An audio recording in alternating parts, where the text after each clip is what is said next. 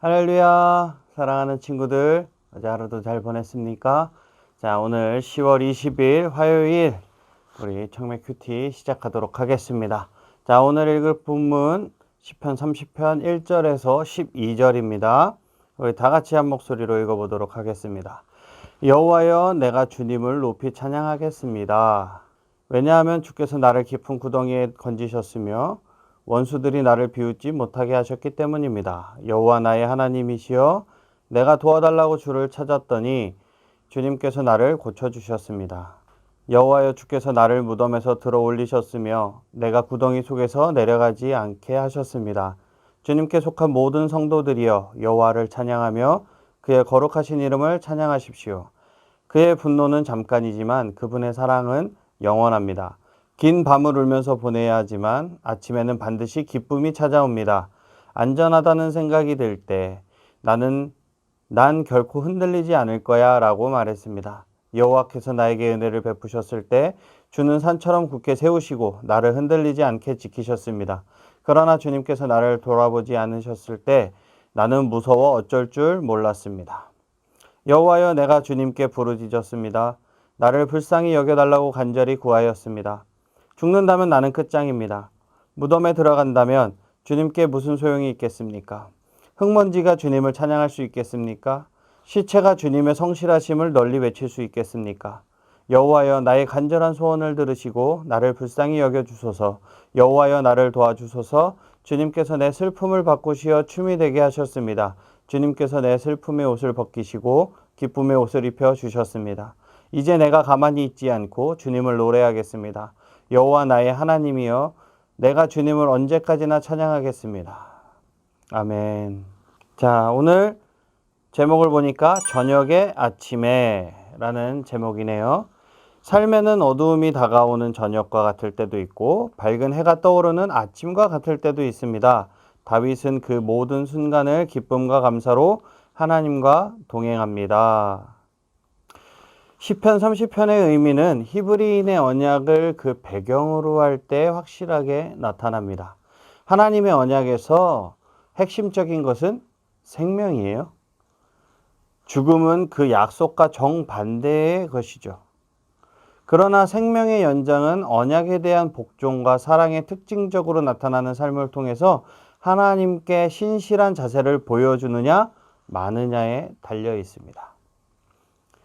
초점은 하나님의 축복과 번영을 경험할 수 있는 이 땅에서의 삶에 맞추어져 있죠. 기한이 차기 전에 죽는 것은 육체적으로 죽는 것뿐만 아니라 하나님과의 언약적 관계가 와해되는 것을 나타내기도 해요. 시편 기자는 번영과 건강을 누리는 사람들에게 너무도 쉽사리 다가오는 그릇된 자기 과신의 희생물이 되고 말았어요. 그는 자신이 변화무쌍한 세상에서도 확고하고 안전하게 서 있다고 생각했어요.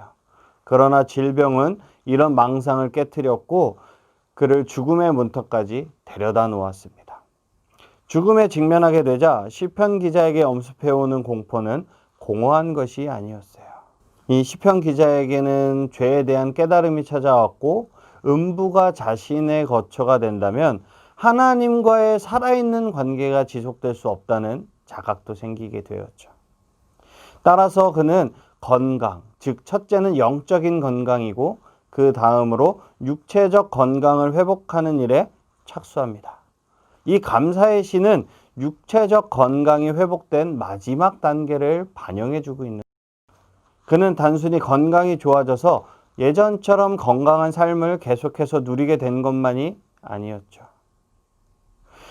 그는 하나님의 자비로운 간섭의 결과로 건강을 회복했고 따라서 이 시에 나타나 있는 그 첫 번째 공식적인 행위는 자신의 동료들과 함께 하나님의 집으로 돌아와 위기의 상황에서 간섭해 주시는 하나님께 감사를 드리는 거였어요.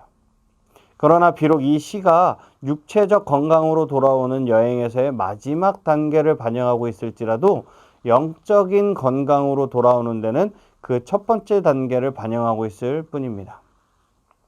건강의 원천과 존재의 의미에 대한 그의 새로운 깨달음은 남은 삶 동안 그를 따라다닐 것이므로 그는 하나님에 대한 찬양을 단 한 번의 사건이 아니라 영원히 지속시킬 것을 결심하게 됩니다. 자, 그러면 이제 책으로 돌아가서 이해하기. 다윗은 살면서 수많은 역경과 고난을 겪었습니다. 나라 밖에서는 주위 여러 나라들과의 전쟁을 벌여야 했고 나라 안에서는 믿었던 사람들에게 배신과 반역을 당했습니다. 끊임없는 고난에 걱정하며 기력이 쇠하고 몸이 병들기도 했습니다. 때로 유혹에 넘어지고 악한 일들을 행하여 하나님의 징계를 받기도 했습니다. 하지만 다윗은 그 모든 일을 하나님과 함께 지나왔습니다. 하나님의 도우심을 구하고 회복을 바라고 죄를 뉘우쳐 회개하여 모든 순간 하나님의 은혜 속에 걸어왔습니다.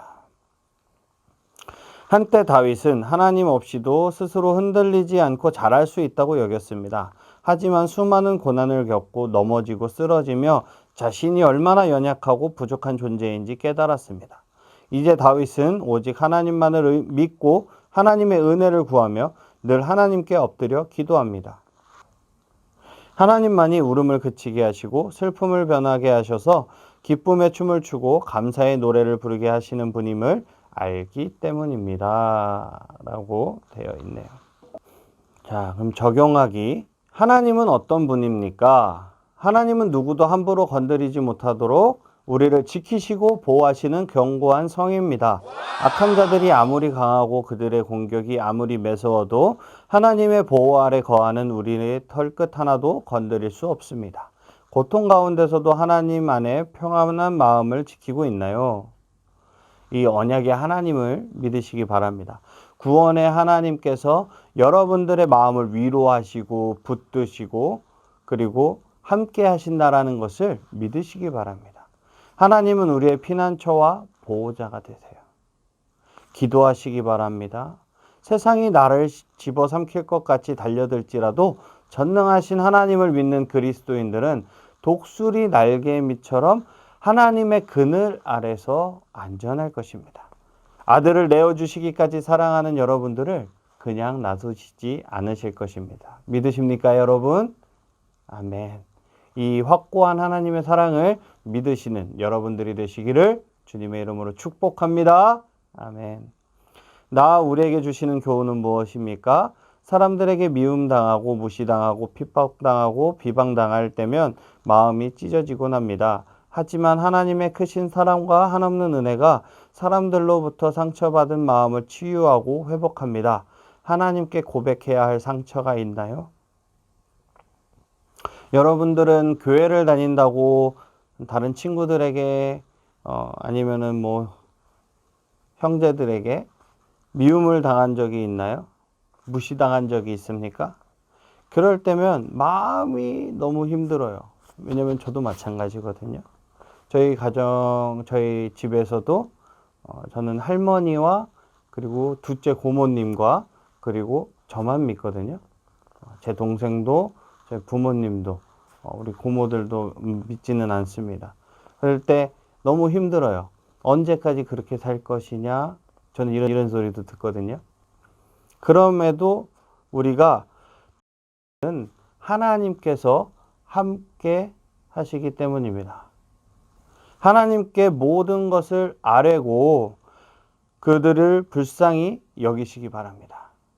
구원의 놀라운 역사가 우리 친구들과 함께 하기를 주님의 이름으로 축복합니다. 아멘. 기도하겠습니다.